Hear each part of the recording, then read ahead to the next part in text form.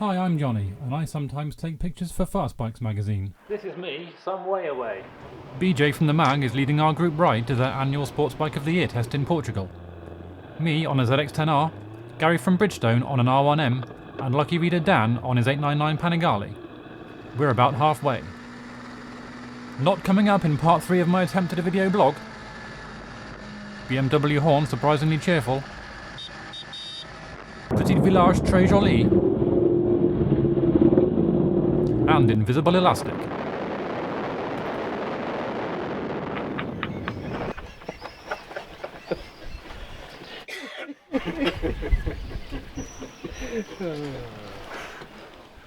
So, Beach, have you had breakfast today? Nope. But And it's midday. it's midday, and Yeah. And yeah, we've done what, 160 miles I think so far. Something like that probably happened. Eventually. A little bit more maybe. Yeah, eventually. So, After Jonny broke rookie rule number 13. how many rules have I broken so far today? Oh, I think only one today, but that's probably because we haven't been riding with you. No, so there was a biggie, wasn't it? it was a pretty big one, yeah. Yeah, it was, yeah. And it was. What, the rookie rule? Well, yeah. Basically, don't go off thinking you know where to go when you've lost everyone else. Right. I'm Because sorry I messed up, Mr. Beach. that's okay. It just causes delays. It does. Hence our poor showing of only 116 miles in 3 hours. And we've only got 900 to go. Oh well. Right. So, a nice lunch and then some photos in the mountains. Some nice lunch, some photos in the mountains, and then your assessment will carry on. My assessment was that we'd just been very lucky and diverted off the route of a massive cycling event. We pretty much had the place to ourselves for the next hour, and we even got some work done, which looks like this. Sorry, this. But it was short-lived, and we were about to ride into a nightmare. French police were letting traffic through where we should have been diverted again, and we were the first of hundreds of people to get trapped in a car park on top of a mountain with no facilities for 4 hours. I was so near my wit's end, I did a selfie. By the time we got into Spain and stopped for the night, it was nearly dark.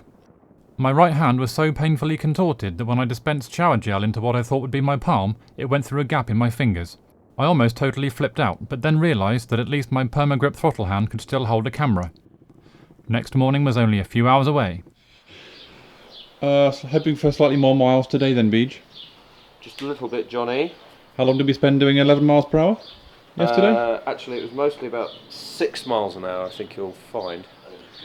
And sometimes a great deal less, and that's why when we were following the final of the 10,000 cyclists that were going up and down the hill, I actually had my engine off most of the time. just rolling down. No, obviously we're going to try and do a lot better today. I would definitely say, as we were unlucky to pick that particular route, it would be quite easily to blame cyclists because, well, they're rather blamable, aren't they? However, I would suggest it's probably the French police's issue for basically not telling us what was going on, nor that we would be stuck at the top of the mountain for hours and hours and hours and hours and hours. However, this is a lesson to all, so if anyone is going to the Pyrenees or any other mountainous region In France. in France, stroke Spain, to ride their bikes, it might be an idea to just check on the interweb whether or not anything like this is going on first. All's well that ends well. What are you doing there, by the way? I am trying to do up the inside of my leathers, which I ripped open last night, and failing massively. Next time, biking novice rides R1M through tunnel, top tip for toll tickets, and what gear was that?